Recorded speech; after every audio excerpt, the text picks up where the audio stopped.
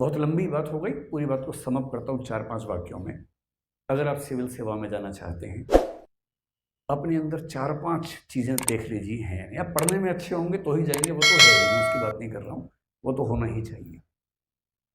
सबसे पहली चीज़ ये है कि आप कंपैशनेट हों, करुणा से भरे हों, सहिष्णु हों, टॉलरेंट हों, आपके अंदर वंचित वर्गों को देखकर संवेदना का भाव आता हो, आप उनकी सहायता करना चाहते हो, आप उनको मुख्य धारा में लाना चाहते हो, सोशल जस्टिस के विचार से आपकी सहमति बनती हो, तो आप अच्छे सिविल सेवक बन पाएंगे। ये पहली बात है।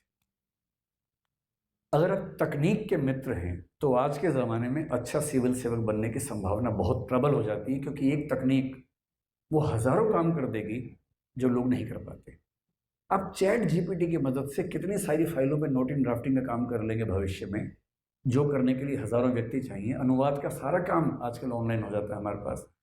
वो सारे काम जो मनुष्य करता है कम समय, मतलब ज़्यादा समय लेता है, क्वालिटी में भी कमी होती है, ऐसी बहुत सारी चीज़ तकनीक से हो जाती है, बशर्ते आप तकनीक को लेकर सहज हो और आप प्रशासन में उसका अच्छा उपयोग कर सकते हो।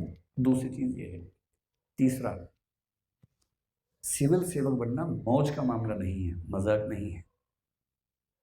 एक अच्छे सिविल सेवक को 40 की उम्र तक आमतौर पर बीपी और शुगर हो जाता है, अगर वो अच्छा सिविल सेवक है और उसके अंदर इमोशनल इंटेलिजेंस बहुत ज़्यादा नहीं है। इतना स्ट्रेस झेलना पड़ता है, इतने तरह के दबाव, विधायक का, सांसद का, मंत्री का, पता नहीं क्या क्या दबाव आएंगे, मीडिया के दबाव आएंगे, गुंडों के दबाव आएंगे, इंडस्ट्रियलिस्ट के दबाव आएंगे, ठेकेदारों के दबाव आएंगे। और वो दबाव केवल छोटे मोटे दबाव नहीं होते हैं, उसमें दबाव में हत्याओं के दबाव भी आ सकते हैं।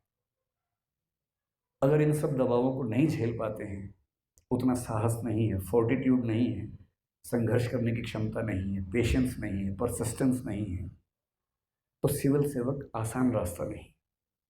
तब उससे बेहतर है कि हम किसी निजी उद्यम में जाएं, किसी और नौकरी में चले जाएं। सिविल सेवक बनने के लिए नहीं कह रहा हूँ, अच्छे सिविल सेवक की बात कर रहा हूँ। अच्छा सिविल सेवक बनना है और आप चाहते हैं कि जिस दिन आपका ट्रांसफर हो तो जनता सड़कों पर खड़ी हो जाए, तो उसके लिए सब करना पड़ेगा। चौथी बात है ऑब्जेक्टिविटी, न्यूट्रलिटी, इम्पार्शियलिटी, नॉन पार्टिजनशिप। किसी पार्टी या समुदाय विशेष का सिविल सेवक नहीं बनना है, देश का सिविल सेवक बनना है। ये चौथी बात ध्यान रखनी है। और पांचवी बात तो सबसे बेसिक है, वो ईमानदारी है, इंटीग्रिटी है, प्रोबिटी है। यानी आपको कोई विभाग दिया गया है तो सरकार निश्चिंत हो कि इस व्यक्ति के होते हुए कुछ गलत नहीं हो सकता, और ऐसे सिविल सेवक होते हैं। मैं केवल एक आखिरी एग्जाम्पल के बाद समाप्त करता हूँ। मेरा एक बहुत अच्छा मित्र आईपीएस है, काफ़ी सीनियर रैंक पे अब है, घोर ईमानदार किस्म का व्यक्ति है।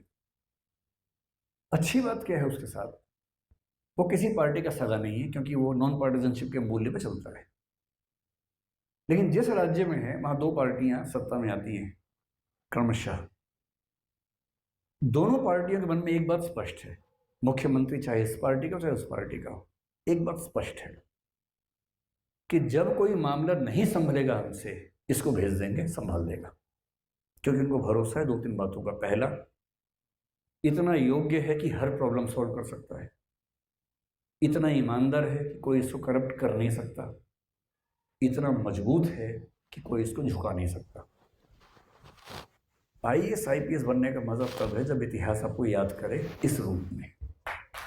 और